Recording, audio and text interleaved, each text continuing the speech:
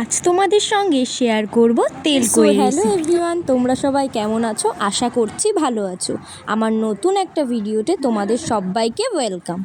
প্রথমে মাছগুলোকে কেটে ধুয়ে ভালো করে পরিষ্কার করে নিয়েছি, আর মাছের গায়ে একটি করে ফালি রেখেছি যাতে করে মাছের মধ্যে সব মশলাগুলো ভালো করে ঢুকতে পারে। প্রথমে মাছগুলোতে হাফ চামচ হলুদ গুঁড়ো, হাফ চামচ লবণ এবং 1 চামচ সর্ষের তেল দিয়ে ভালো করে মাখিয়ে নিতে হবে, যাতে প্রত্যেকটার গায়ে ভালো করে মশলাগুলো মাখি। দেখে নিশ্চয়ই বুঝতেই পারছো আমি কিভাবে মাছগুলোতে নুন, হলুদ আর তেলটা মাখিয়ে নিয়েছি। হ্যাঁ, এইভাবে প্রত্যেকটা মাছে আমি নুন, হলুদ, তেল সুন্দর করে মাখিয়ে নিয়েছি।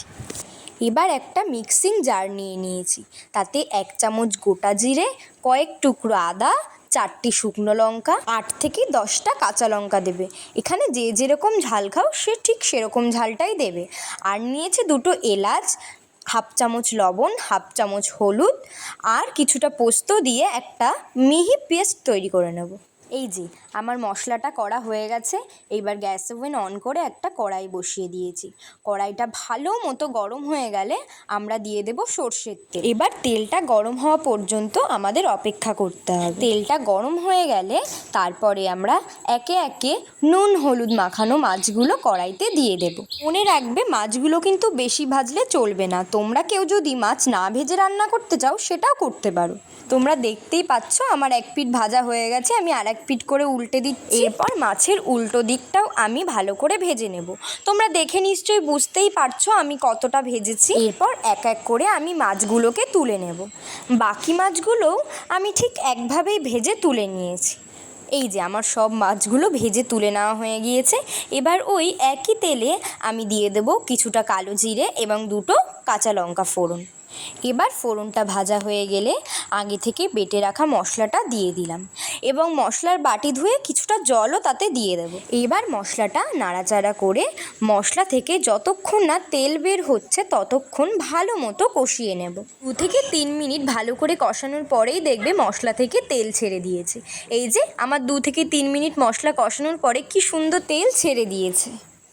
এরপর এর মধ্যে আগে থেকে ভেজে রাখা মাছগুলো এক এক করে দিয়ে দেব। এই যে এক এক করে আমার সব মাছগুলো দেওয়া হয়ে গিয়েছে। এবার কিছু সময় অপেক্ষা করে আমি মাছগুলো উল্টে নেব। খুব বেশি সময় এইভাবে রাখলে চলবে না। ওই ধরো 20 থেকে 30 সেকেন্ড মতো এইভাবে রেখে আবার উল্টে দিয়ে সেম একই সময় আরেক পিঠ রেখে ওর মধ্যে আমি পরিমাণ মতো জল দিয়ে দেব। জল দিয়ে হালকা হাতে নেড়ে এর মধ্যে আমি পরিমাণ মতো লবণ দিয়ে দেব।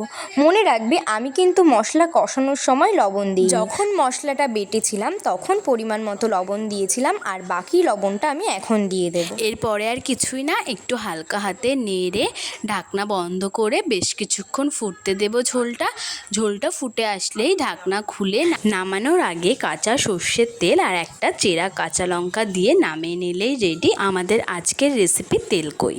আজকের রেসিপিটা তোমাদের কেমন লাগলো অবশ্যই আমাকে কমেন্টে জানিও।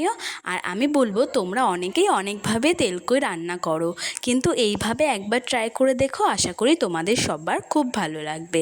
এই যে আমার কিন্তু রেসিপিটা একদম রেডি। এবার গ্যাস ওভেন অফ করে নামিয়ে গরম ভাতের সাথে পরিবেশন করেছিলাম আমি আজকের তেলকই রেসিপিটা। ভিডিও ভালো লাগলে লাইক, কমেন্ট, শেয়ার করো। আর এইরকম নতুন নতুন রান্নার ভিডিও দেখতে আমার চ্যানেলটাকে সাবস্ক্রাইব করে রেখো। ফেসবুক থেকে দেখলে প্রোফাইলটাকে ফলো করে পাশে থেকো। আজকের মতন এটুকুই। সবাই ভালো থেকো, সুস্থ থেকো। কাল আবার কোনো নতুন ভিডিওতে তোমাদের সাথে দেখা হবে। Tata, by.